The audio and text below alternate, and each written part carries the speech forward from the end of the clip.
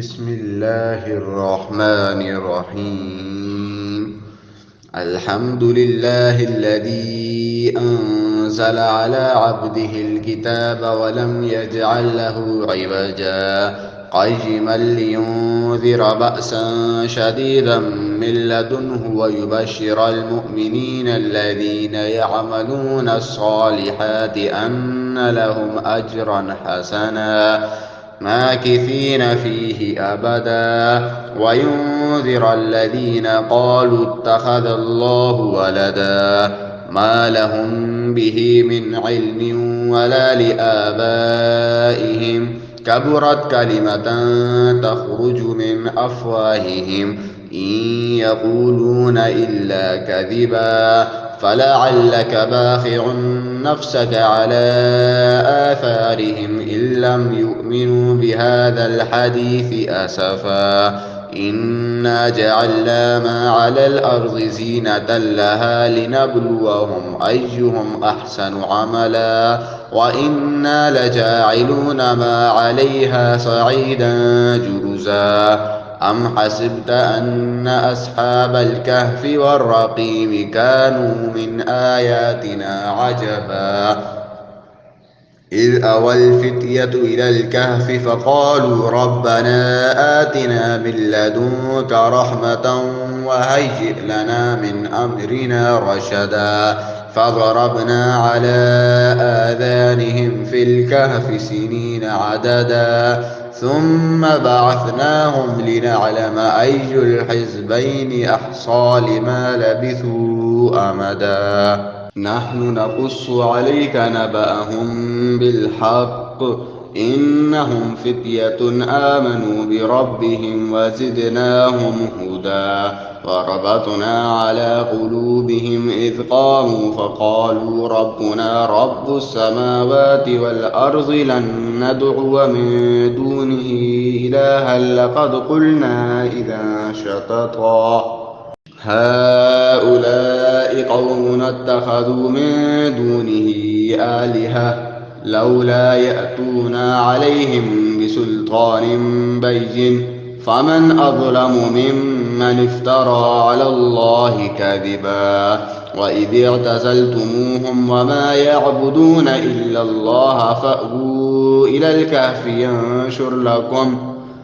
الكهف ينشر لكم ربكم من رحمته ويهيئ لكم من أمركم مرفقا وترى الشمس إذا طلعت تزاور عن كهفهم ذات اليمين وإذا غربت تقرضهم ذات الشمال وهم في فجوة منه ذلك من آيات الله من يهد الله فهو المهتد ومن يضلل فلا تجد له وليا مرشدا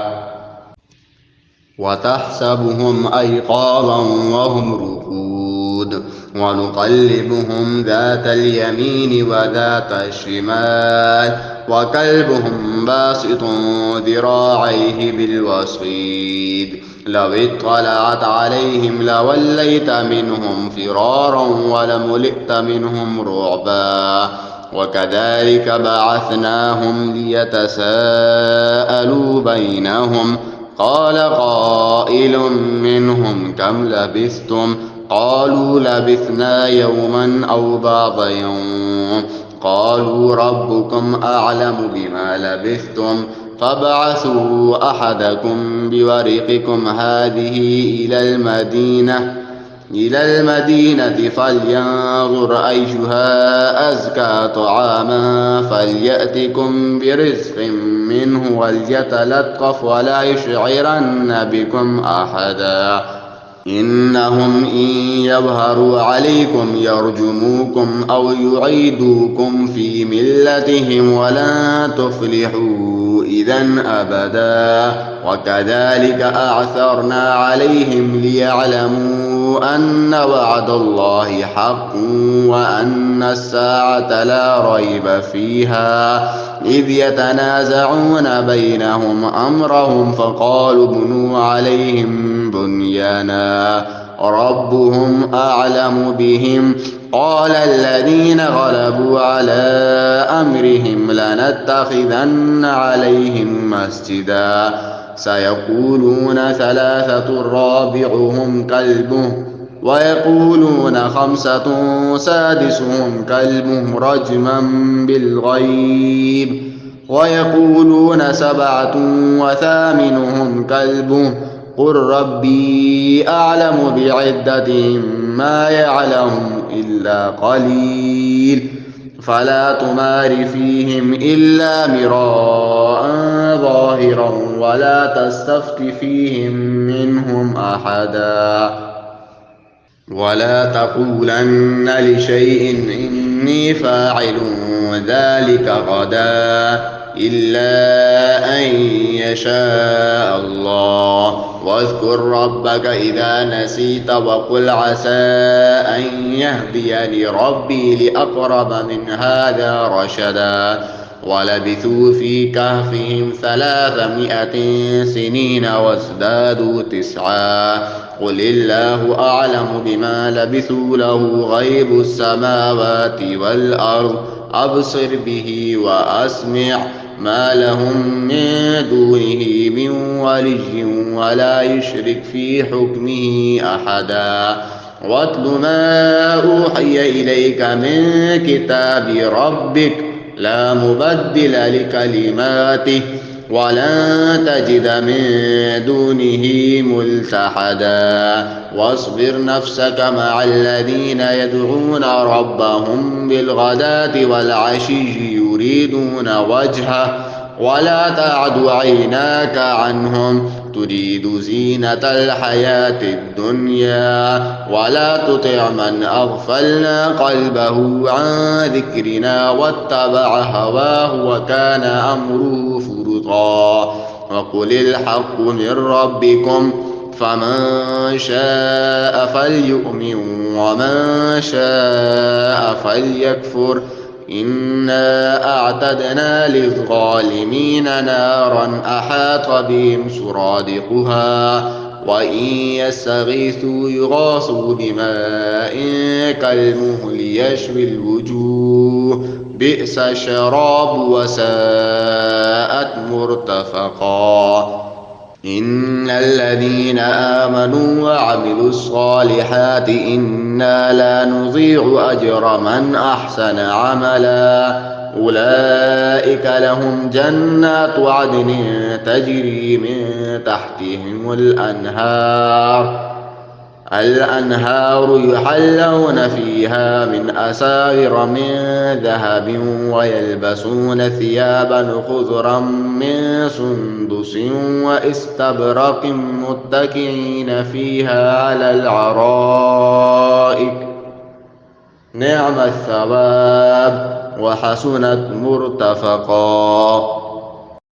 واضرب لهم مثل الرجلين جعلنا لأحدهما جنتين من أعناب وحففناهما بنخل وجعلنا بينهما زرعا كلتا الجنتين آتت أكلها ولم تظلم منه شيئا وفجرنا خلالهما نهرا وكان له ثمر فقال لصاحبه وهو يحاوره أنا أكثر منك مالا وأعز نفرا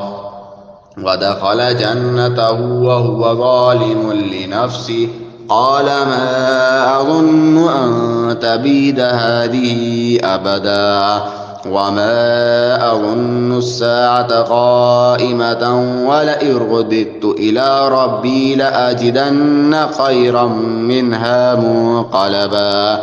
قال له صاحبه وهو يحاوره أكفرت بالذي خلقك من تراب ثم من نطفة ثم سواك رجلا لكن هو الله ربي ولا أشرك بربي أحدا ولولا إذ دخلت جنتك قلت ما شاء الله لا قوة إلا بالله. إن ترني أنا أقل منك مالا وولدا فعسى ربي أن يؤتيني خيرا من جنتك ويرسل عليها حسبانا من السماء فتصبح سعيدا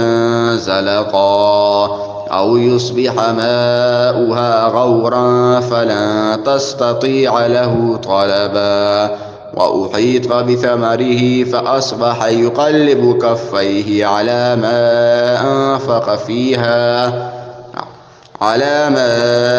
أنفق فيها وهي خاوية على عروشها ويقول يا ليتني لم أشرك بربي أحدا.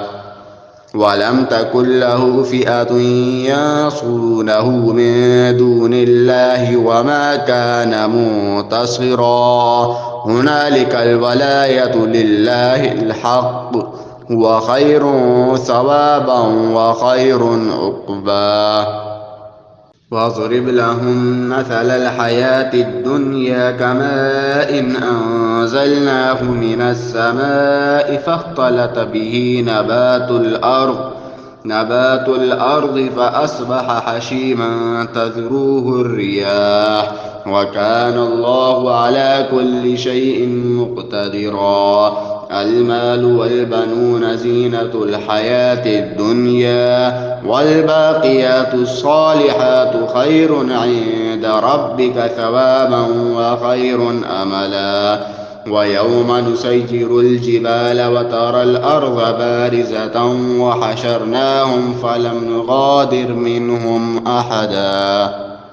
وعرضوا على ربك صفا لقد جئتمونا كما خلقناكم أول مرة بل زعمتم أن لن نجعل لكم موعدا. ووضع الكتاب فترى المجرمين مشفقين مما فيه ويقولون يا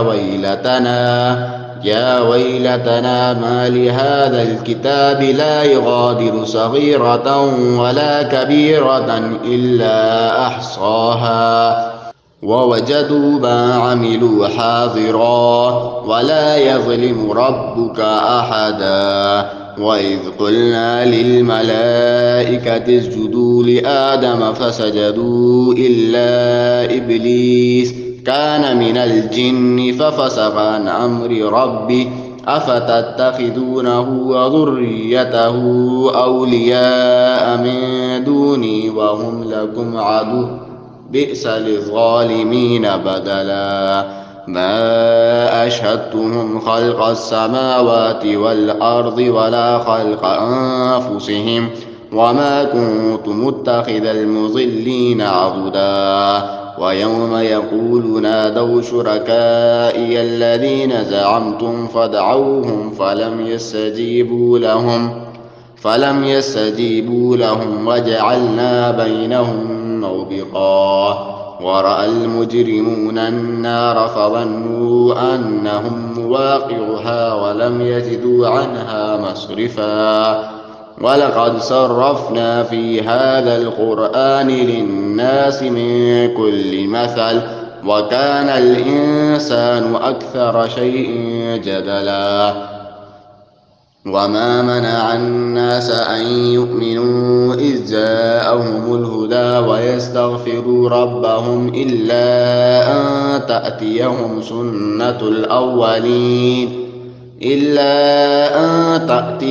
سنة الأولين أو يأتيهم العذاب قبلا. وما نرسل المرسلين إلا مبشرين ومنذرين ويجادل الذين كفروا بالباطل ليدحضوا به الحق واتخذوا آياتي وما أنذروا هزوا. ومن أظلم ممن ذكر بآيات ربه فأعرض عنها ونسي ما قدمت يداه إنا جعلنا على قلوبهم أكنة أن يفقهوا وفي آذانهم وقرا وإن تدعوهم إلى الهدى فلن يهتدوا إذا أبدا. وربك الغفور ذو الرحمة لو يؤاخذهم بما كسبوا لعجل لهم العذاب بل لهم موعد لن يجدوا من دونه موئدا. وتلك القرى أهلكناهم لما ظلموا وجعلنا لمهلكهم موعدا. وإذ قال موسى لفتاه لا أبرح حتى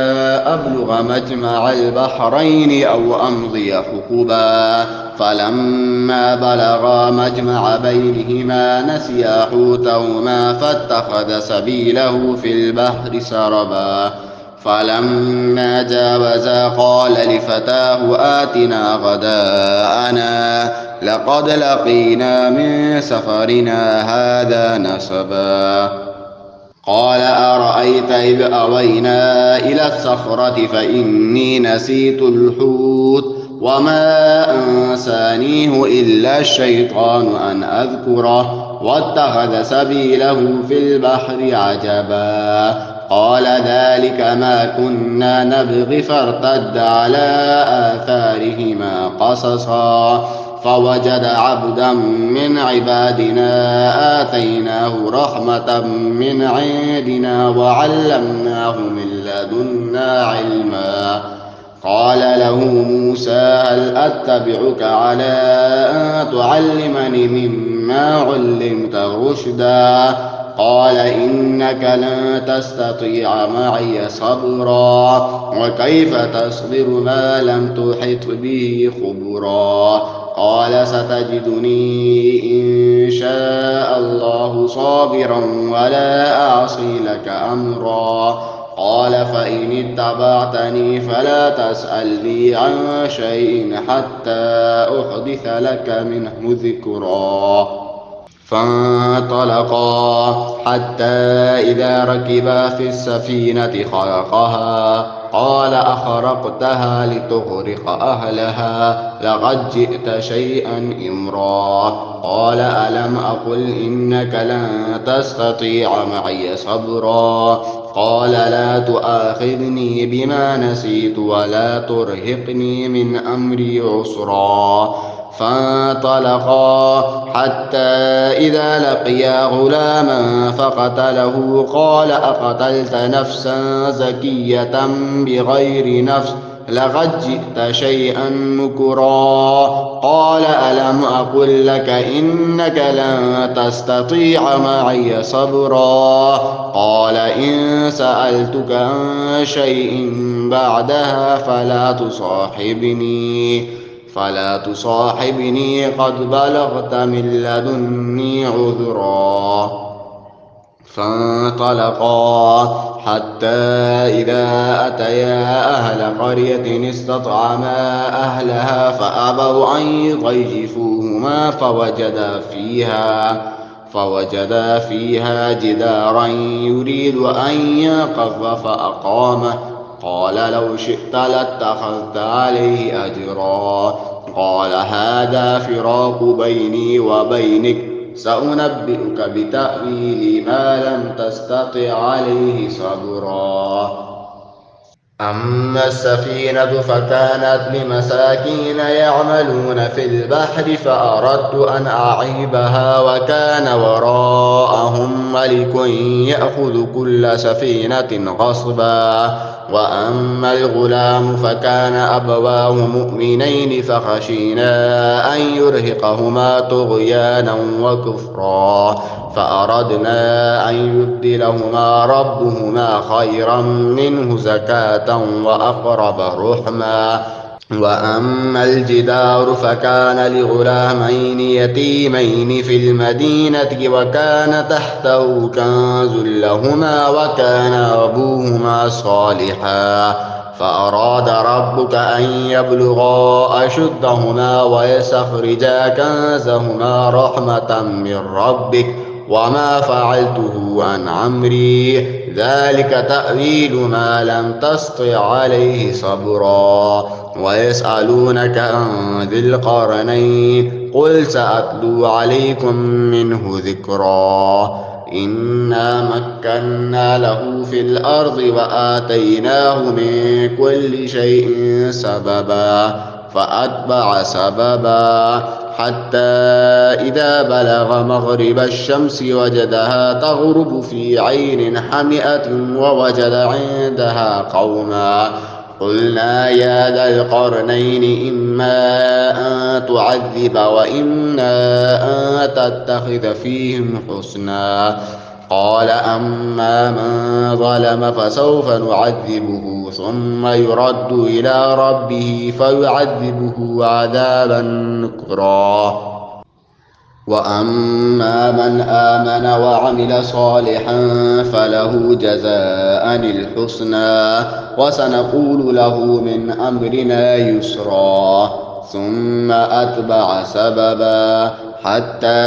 إذا بلغ مطلع الشمس وجدها تطلع على قوم لم نجعل لهم من دونها سترا كذلك وقد أحطنا بما لديه خبرا ثم أتبع سببا حتى إذا بلغ بين السدين وجد من دونهما قوما لا يكادون يفقهون قولا قالوا يا ذا القرنين إن يأجوج ومأجوج مفسدون في الأرض فهل نجعل لك خرجا على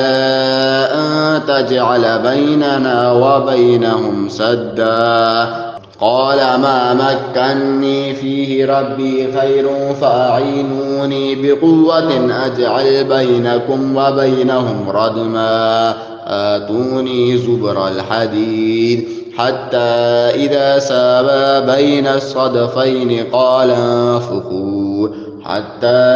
إذا جعله نارا قال آتوني أفرغ عليه قطرا فما استطاعوا أن يظهروا وما استطاعوا له نقبا قال هذا رحمة من ربي فإذا جاء وعد ربي جعله دكا وكان وعد ربي حقا وتركنا بعضهم يومئذ يموج في بعض ونفخ في الصور فجمعناهم جمعا وعرضنا جهنم يومئذ للكافرين عرضا الذين كانت أعينهم في غطاء عن ذكري وكانوا لا يستطيعون سمعا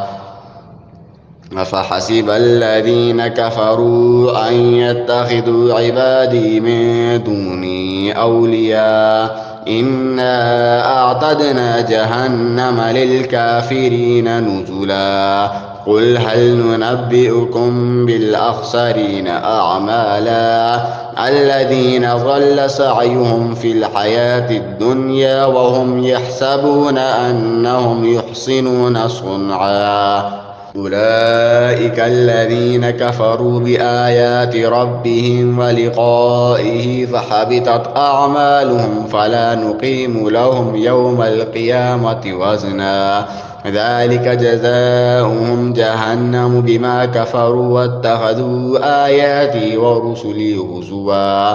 إن الذين آمنوا وعملوا الصالحات كانت لهم جنات الفردوس نزلا خالدين فيها لا يبغون عنها حولا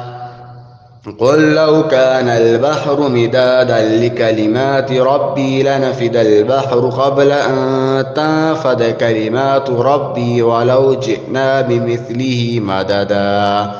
قل إنما أنا بشر مثلكم يوحى إلي أنما إلهكم إله واحد فمن كان يرجو لقاء ربه فليعمل عملا صالحا ولا يشرك بعبادة ربه أحدا.